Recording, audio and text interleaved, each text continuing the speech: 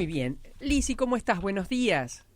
Buen día, María. ¿Cómo están ustedes? Bien. Buenos días, Marcos. Buenos días. Un gusto en saludarte como siempre. Igualmente, igualmente. Bueno, me contó un pajarito que hoy vas a hablar sobre las hermanas Cherkov. Así es. ¿Quiénes son?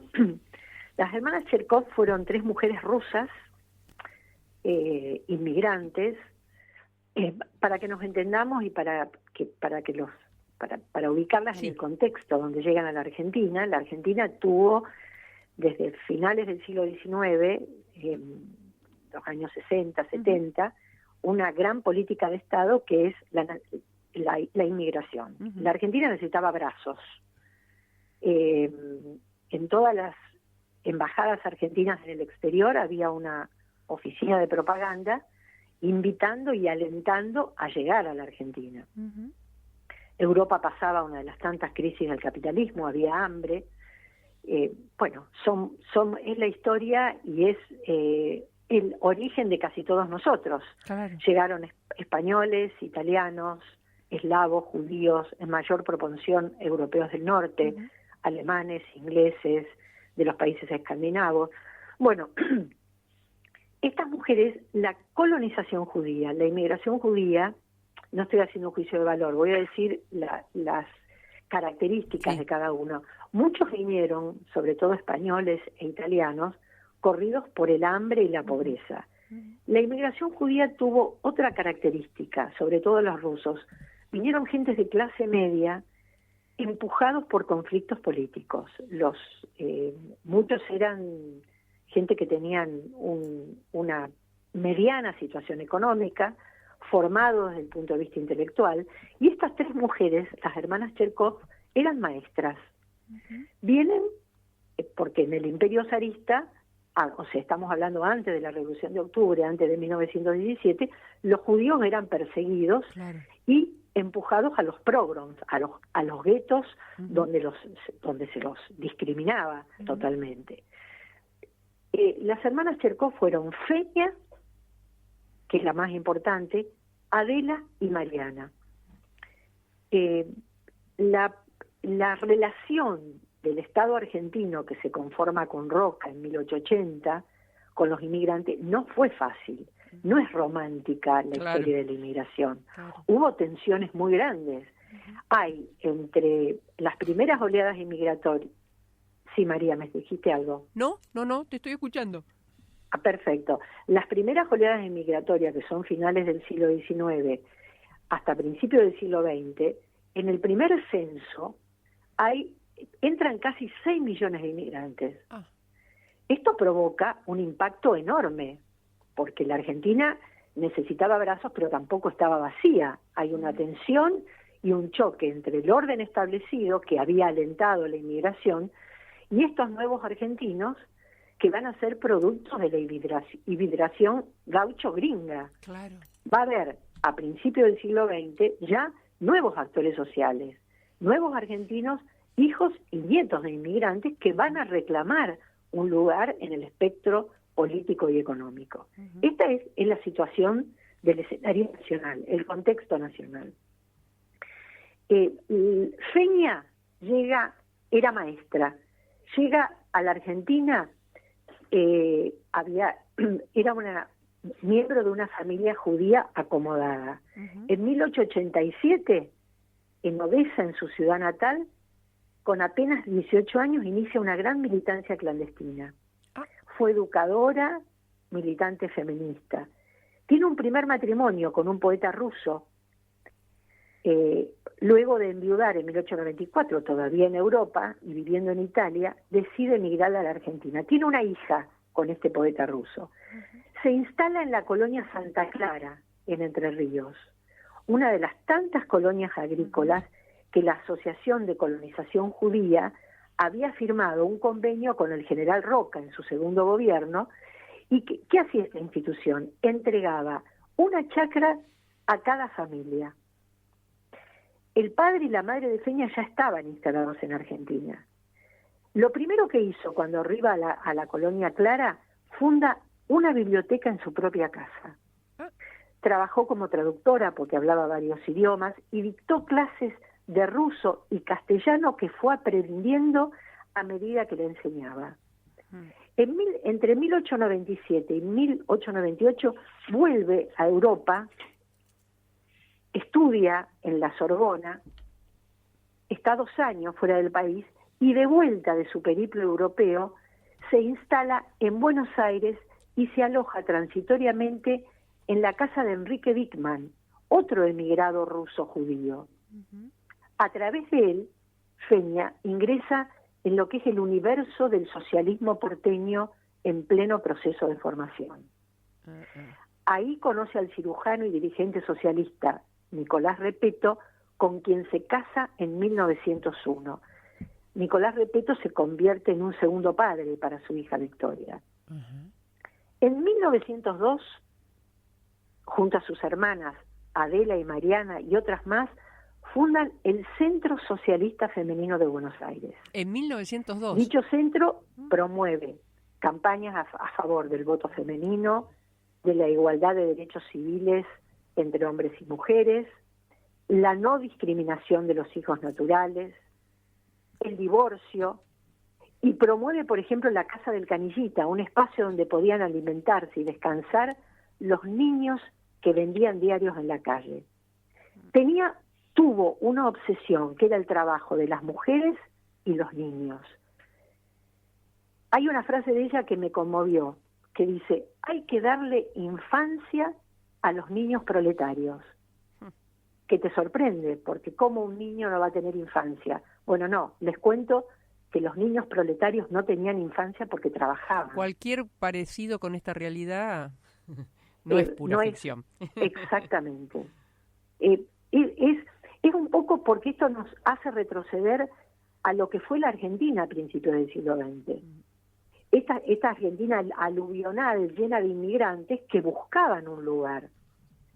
La ley Sáenz Peña del voto secreto, universal no, porque las mujeres votamos después, pero secreto y obligatorio ya se estaba discutiendo y se sanciona recién en 1912. O sea, los inmigrantes vivían hacinados en los conventillos o en la tierra, arrendaban en las peores condiciones, porque el arrendatario se quedaba con parte de la cosecha. O sea, era una Argentina convulsionada. En 1903, que yo dije, crea esta sociedad socialista femenina, y en 1904 se realiza en Buenos Aires el 5º Congreso Socialista, que es uno de los tantos congresos socialistas que hubo en el mundo, con una particularidad: eran todos hombres y una sola mujer. Ahí Feña Cherkov va a defender el voto femenino, la igualdad entre hombres y mujeres, la prohibición del trabajo a niños menores de 14 años, la jornada máxima de 8 horas para adultas de ambos sexos, la reglamentación higiénica del trabajo de las mujeres y los niños, el descanso semanal de 36 horas seguidas, la obrera, el derecho de la mujer obrera en el 8º mes de embarazo de retirarse a su casa, la creación de la sala cuna para las mujeres para amamantar a sus hijos. Es decir, todo esto, que está muy bien, el socialismo no era gobierno, y se van a reglamentar estas condiciones laborales y los derechos laborales, obviamente en el primer peronismo, en el año 46. Y recién en el año 51 las mujeres vamos a tener, gracias a la convicción y a la pasión de Eva Perón, de poner en acto el voto femenino. O sea, se necesitaba el poder, siempre se necesita el poder, lo que hace, los resortes del Estado.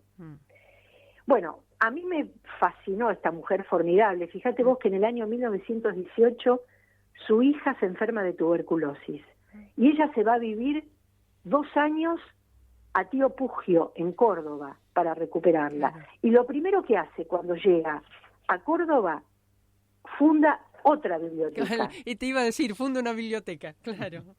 Funda una biblioteca, es decir, su emprendimiento, su empeño civilizador la empuja a fundar una biblioteca, crea una cooperativa, organiza charlas que iban desde la policultura hasta la agronomía, la veterinaria y la política. Y cuando regresa a Buenos Aires, esto es lo más curioso, esta increíble mujer, con esta capacidad de trabajo, se dedica al arte, se repliega un poco de la actividad política y se dedica a la pintura y a la escultura. Vos me preguntarás por las otras 2 hermanas. Sí. Las 3 hermanas Cherkov se casaron con dirigentes del Partido Socialista. Mira. Su hermana Mariana fue la primera esposa de Juan B. Justo. Ah. Juan B. Justo enviuda, muere muy joven Mariana y luego se casa con Alicia Moró. Claro, yo Y cuando vi que Mariana como mi esposa de Juan B. Justo, digo, pero yo me trastoqué porque claro, faltaba, no sabía que había enviudado muy joven. Muere joven Mariana y Juan B. Justo se casa con la doctora Alicia Moró, que fue otra mujer a la que habría que dedicarle también otro segmento importante, una mujer formidable. Sí, a la que tuve el gusto de conocer y entrevistar. No me digas. Sí. Qué bien. En mis inicios, sí. Así es. Y Adela, la otra hermana, va a ser la esposa de Adolfo Dickmann, porque cuando ella regresa de su periplo europeo y se instala en la casa de Enrique Dickmann, conoce al hermano de Enrique Dickmann, o sea que las 3 fueron mujeres mujeres casadas con políticos socialistas que dicen las malas lenguas y los chismes de la época que fueron un poco el poder detrás del trono. Fueron mujeres que empujaron a aquellos hombres. Las 3 se dedican a las tareas sociales y educativas, pero sin ninguna duda la cabeza que guiaba y marcaba el camino fue la de Feña. Feña muere en el año 1928. El funeral fue monumental. La acompañaron una multitud de obreras, de madres solteras y de niños que habían concurrido a sus recreos. Porque una cosa que me olvidé decirte, ella crea, y fíjate, esto es como un antecedente de lo que hace Eva Perón en su fundación, crea los recreos infantiles. ¿Qué eran los recreos infantiles? Eran espacios donde los niños proletarios podían ir a comer. Tenían una sala de esparcimiento. Estos recreos infantiles se desparramaron por toda la ciudad de Buenos Aires y por el interior del país. Y cuando el Consejo Deliberante de Buenos Aires, que les proveía la copa de leche, se la saca, porque dice que obviamente querían que los recreos no fueran incluidos dentro de por esta puja que había entre el orden dominante y el socialismo, le querían sacar la copa de leche diciendo, con la excusa de que los recreos se sacaran de los locales socialistas. El Partido Socialista, haciendo un gran esfuerzo, muchos dirigentes alquilan espacios privados para seguir sosteniendo los recreos. Estos niños ya adultos en el año 28 la acompañan en su funeral. Ay, Lisi, bueno, qué linda historia. Es una hermosa historia desde este humilde lugar en Rosario, desde tu hermoso programa y desde Radio Universidad. Me parece que era necesario hacerle este homenaje a estas 3 formidables mujeres. Me parece excepcional y bueno, estaba pensando mientras te escuchaba, el libro ese tuyo va a ser magnífico y va a ser un enorme aporte de conocimiento, porque es el rescate de tantas mujeres que de lo contrario duermen en el olvido, ¿no? Muchas de ellas. Que han sido invisibilizadas, y es bueno que esto se incluyera en las currículas de las escuelas, ¿no? Sería para buenísimo. Que los niños... Tu libro va a estar en esa currícula.